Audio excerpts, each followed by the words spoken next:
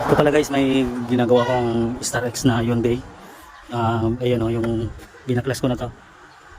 Palit ng o-ring. Ayan. Bali, ito yung sa condenser niya, tsaka ito. Yung papunta sa dryer strainer niya, filter dryer niya. Bali, dalawang o-ring papalitan dito. Oversize lahat. So, yan na, baklas ko na. Bilihan ko na lang ng ano to, ng o-ring kasi maliliit yung o-ring namin dito. Walang kasukat. Ayan. Star X nga palang ano to, Hyundai.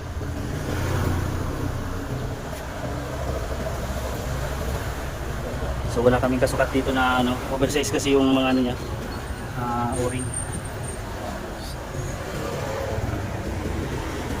So bali yun lang naman problema nito, o-ring lang.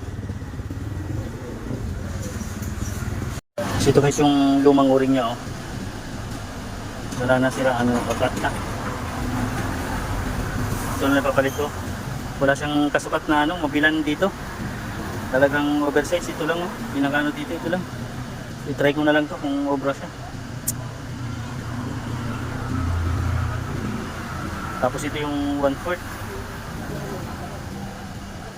Hirap-hanapan ng ano dito, maganap dito ng ano, o-ring. Yung dito kasi maliliit na lang yung natira dito.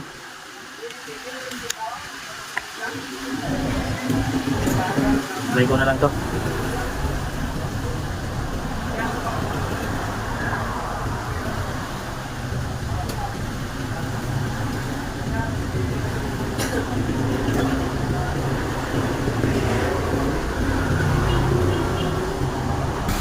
So ito na lang guys, lalagay ko. So yun guys, naka ano na, isalpa ko na lang to. Yan. Isalpa ko na. Tapos yung isa,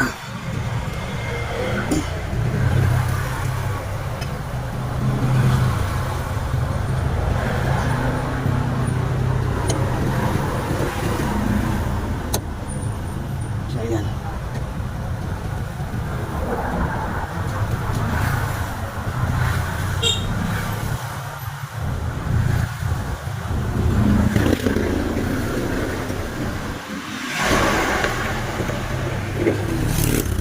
So yun guys, naigpitan ko na yan. Yan, naigpit na yung testing ko na lang. Pressurean ko na lang to. So, ayan o. Okay na yung naigpitan ko na yan. So, bali, testing ko na lang i-pressurean ko. So ito guys, pressurean muna. Ayan. Pressurean ko lang to ng kahit 100.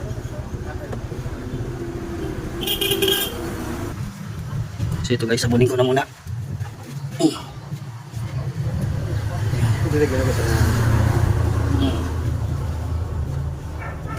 Ayan.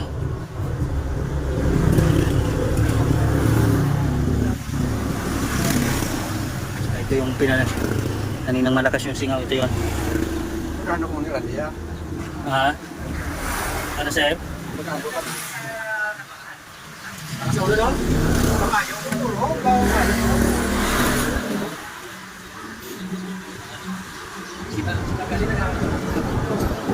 Same. So yan guys. So wala na siyang leak. Ano ko lang muna siya ng 100. Pagka hindi na siya gumalaw, pakin ko na to para makarga na. Makarga na ng priyo. Ayan, wala na siya. Kanina malakas dito yun. Buti umubra yung o-ring na no. Maliit lang ko yun. 100 na guys. Kaya 100 na siya. Babarang ko muna ng ilang minutes to. Pag hindi na siya gumalaw, fire na to, kargahan ko na. So ito guys, di na nagbago yan. So pwede ko na i-vacuum to. Ayan o. Hindi na siya gumalaw. Vacuum ko na lang.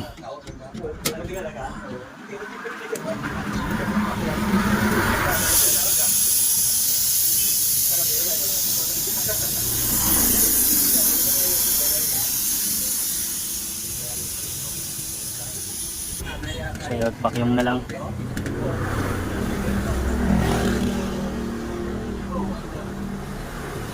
Tapos mamaya pagka-vacuum, dadagdagan ko na rin pala ito ng langis guys.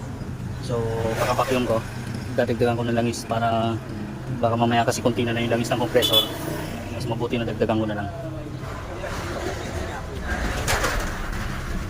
So ito guys, naka-vacuum na yun, no? So nagdagang ko muna siya ng langis. Wow, my God.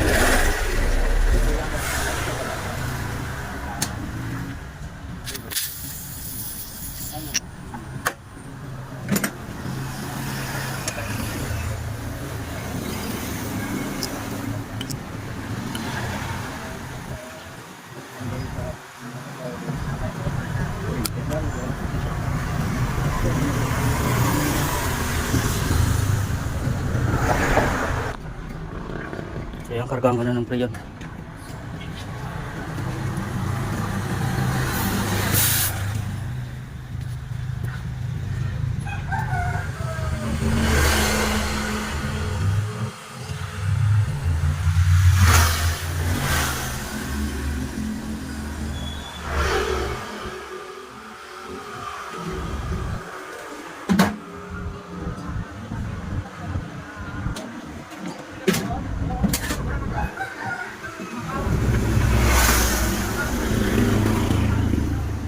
So yun, okay na yun guys. Babalik ko na lang muna yung mga screw dito. So yan, pa-start natin para magkalaman na.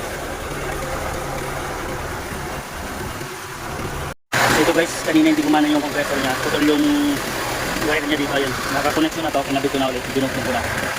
So naputol yan. Ayan, gumana na siya. Kompletuhin ko lang ng preyon.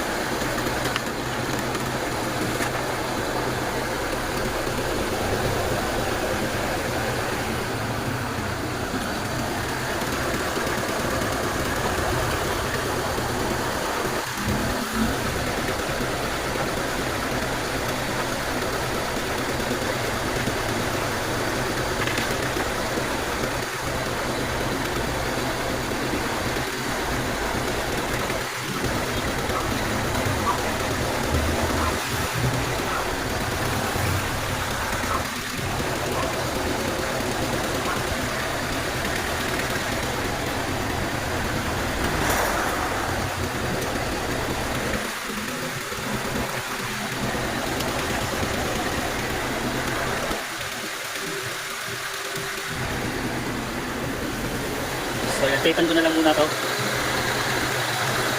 Tapean ko lang tong wire nya. Yun o. Lang natin yung dual aircon nya. Yan, tuple natin.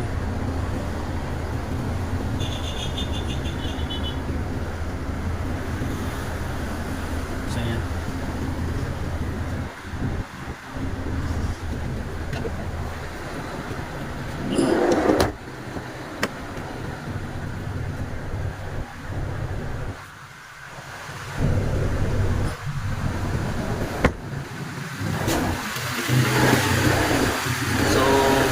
Malinis naman yung condenser nito.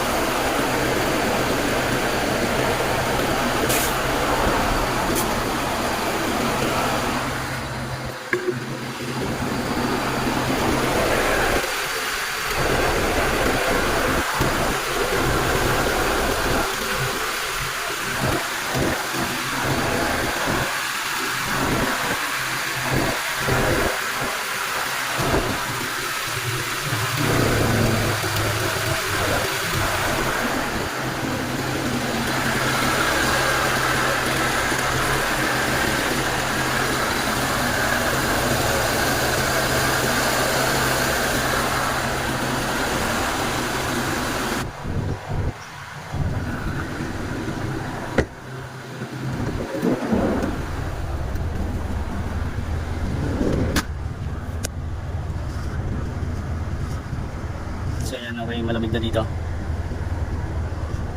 Pero mainit kasi yung ano, kaya mamaya pa itong magkumpleto yung lamig niya.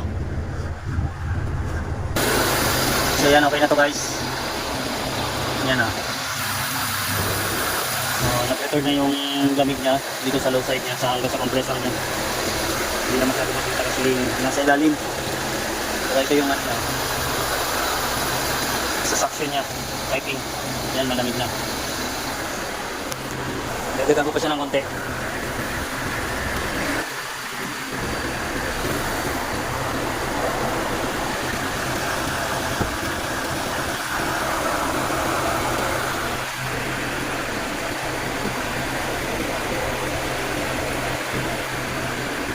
So ito guys, okay na to.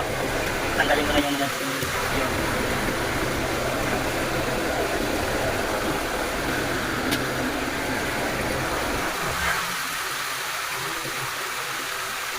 Ayan guys, okay na to. Thank you.